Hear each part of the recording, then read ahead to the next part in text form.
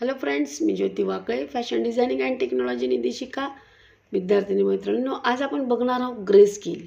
Grey scale म्हणजे आपण black आणि व्हाईट या कलरचाच उपयोग घेऊन याचे शेड लाईट आपण बघणार आहोत. बघा, सुरुवातीला आपण इथे व्हाईट कलर यूज केला आहे.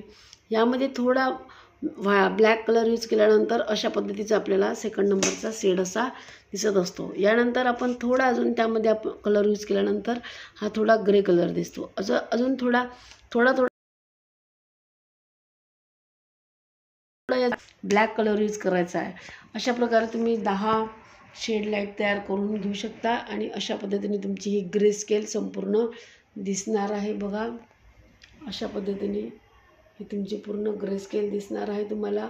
तर ही ग्रे स्केलनी तुम्हाला पूर्ण कलरचे कॉम्बिनेशन, टिन टोन शेड तुम्हाला पूर्ण यामध्ये काढता येणार आहे. अशा पद्धतीने ग्रे स्केल तुम्ही तयार करायची आहे.